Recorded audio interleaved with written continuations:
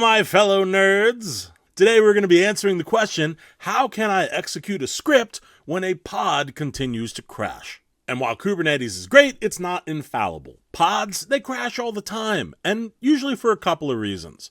Number one, if your app exits with an error, then it crashes immediately. Your container could get OOMKilled. It's using more memory than it's allowed to. Or a Liveness probe fails. Liveness probes, Kubernetes sees a container that it thinks is suffering and kills it. Downside to that is that it might be killing it when it shouldn't. And in this video, we are going to make 3 pods that have those exact same issues, and then we're going to write a script that you can use to restart them, log them, and hopefully make your experience a whole lot better. All the steps are inside of a link down in the description. Let's get started. We're going to keep these pods on the simple side, but they are still going to be failing in the exact same way that pods in production would.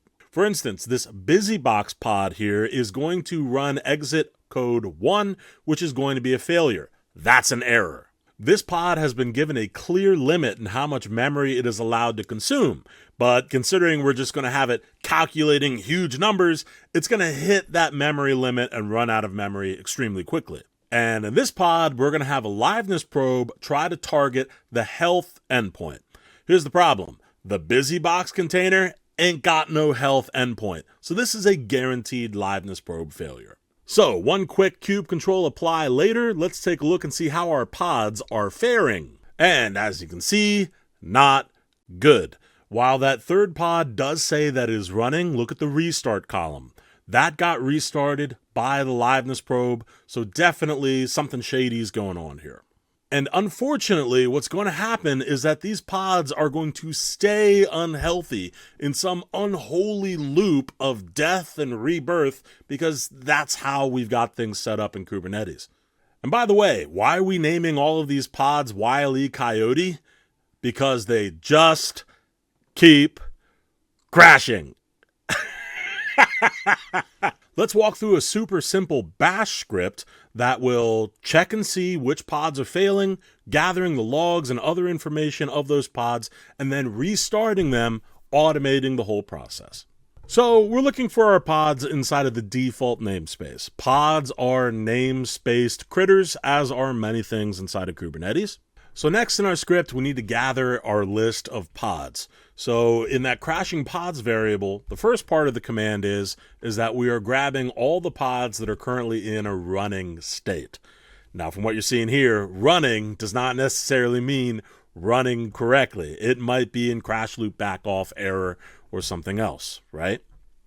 But what we need to extract from that is what the next part of the command does, the awk command.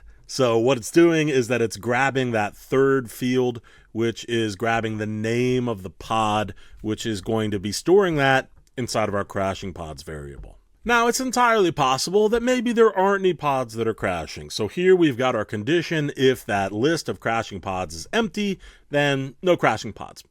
Exit the script. And of course, we're going to want to have our logs timestamped. So let's grab what the current time is now and make sure that that's going to be written to the file.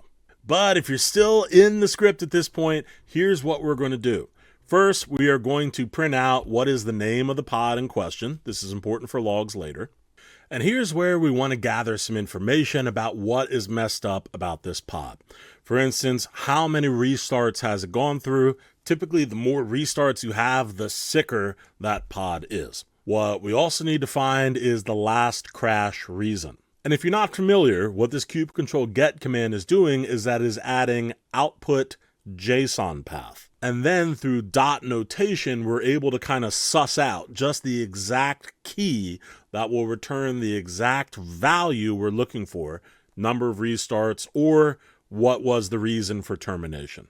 And if neither of those are present, then we'll just print out not available. Now we're going to start looking at some of the edge cases of what specifically could be going wrong and how can we automate for those.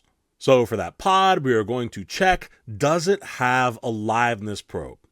And if so, then we're going to print out what's the data about that probe. What is it looking to do? How is it testing? And if there is no probe, then we just skip it. Now, the reason why Kubernetes doesn't just delete troublesome pods is that as soon as you delete a pod, you lose all sorts of information, like logs and its events. So what we'll do here is that we will run kubectl describe on these misbehaving pods, and then we will sort out just the events that are occurring with that pod, as well as, by default, the last 5 lines of its logs. That can be really useful later in trying to figure out what was busted about this pod in the first place. And last, of course, is the actual cleanup, where we delete the pod that's causing the issue. Now, because your pods should be a part of deployments or stateful sets and things like that, they should be recreated automatically. So just deleting the misbehaving pod is all you have to do. Add a little echo that displays the timestamp conclusion, and I think that's good enough. Let's go ahead and let's try this out. All right, so first we're going to change the user execution privilege of our bash script. That's going to be important for something that we're going to do later. What we're now going to do is we're going to run that bash script. And what you're seeing is all the output that we walked through as we were going through how does this script work. And what you're also seeing is that all those pods are getting deleted. Cool, and like I said, those pods should be created again automatically because they should be part of a deployment. But what if this is something that I want to have occur on a regular basis? Well, I am in a Linux machine right now, and there are many ways that you can schedule things to happen. But if you're using Linux, then why not use Cron to schedule this? So cron tab-E for my current user student, which is the user that has kubectl access, very important, because if you don't have kubectl access, then how's the script going to work?